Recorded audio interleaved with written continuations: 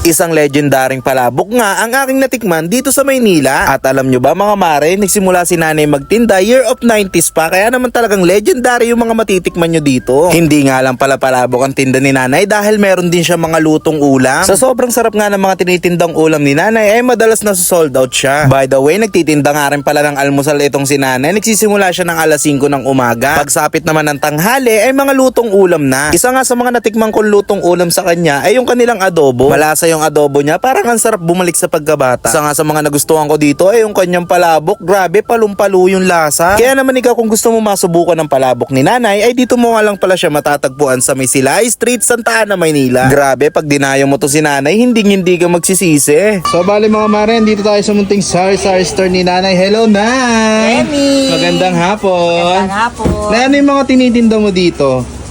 May almusal kami. May almusal? So anong oras po nag-uumpisa yung almusal niyo? 5 o'clock. 5 o'clock? Bali pag tanghali, puro mga lutong ulam na. Ulam at saka merienda. Nay, matanong ko lang kailan kayo nag-start? 90s pa. 90s pa? So ilang taong ka na ngayon, Nay? 66. 66, bata pa, dalagang pa eh. Ayan ang sinasabi ko. Nay, ano yung mga lutong ulam mo dito? Ngayon nilagang baboy. Nilagang baboy, eto po ba yun? Paubos na. Ay, paubos na nga. Oo, pag ano yung puno yan. Buti nga, may naabutan pa kami na eh. Oo, chicken curry, wala na rin. Oh, wala na rin chicken Order na curry. lang. Dito, Nay, Adobo manok. adobong manok, Takbet. pakbet, Pechay. pechay. Skinless ang banisa. Pero Nay, may nabalitaan ako sa'yo ha. Oo, ano? Meron ka daw ditong legendary palabok. Oo, ito. Magkano yan, Nay? Ay, patingin niya ako, Nay. Iangat mo nga, Nay. 30 pesos lang. 30 pesos lang yan, Nay. Murang-mura. Ay, grabe talaga. Ayan, sige, Nay. Panglasa. Hingiin ko na to, Nay, ha. Oo, sige, tikman mo. Ay, salamat, Nay, ha. So, mga mare, nandito tayo ngayon sa Silay Street, Santa Ana, Manila, mga mare. Dahil dinahin natin yung legendary food trip dito. Ayan, oh. Sheesh. May kanin tayo, tapos meron tayong in-order na adobo. Wow. At syempre yung kanilang pangmalakasang palabok. Ayan. Legendary palabok. Legendary palabok yun, pre. Balita ko 90s pa daw dito ah. 90s pa yan, Yung tol. kainan nila. Kaya naman talagang titikman natin yung 90s na adobo nila dito. Ayan. Si nanay daw yung nagluluto nito eh. Yun, oh.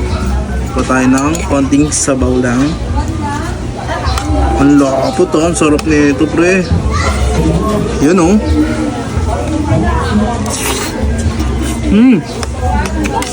Grabe. Ano? Manok. Manok. Tapos kanin, no?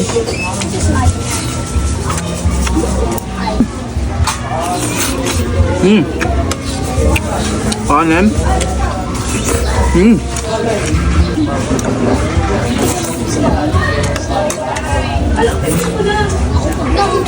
So mga mare,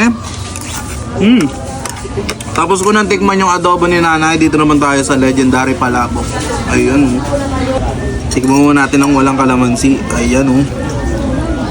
Grabe, ang dahil laman, oh. Tikman muna natin.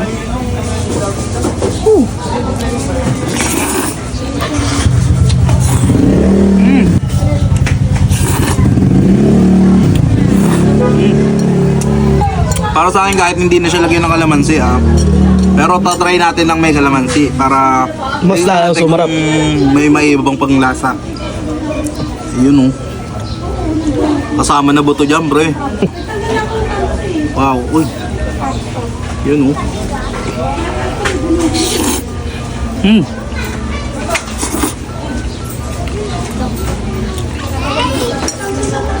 Grabe.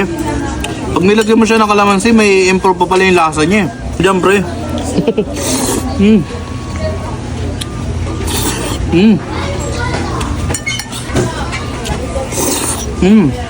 Higupin ko pa yan to, no? Ano? Uy! Panalo yung palabok nila dito. At syempre, kukuha tayo sa kanila sa mahiwagang pitchen nila. Ito talaga yung legendary na inuman. Ano, Sa mga kantin yan, mga ganun. mismo.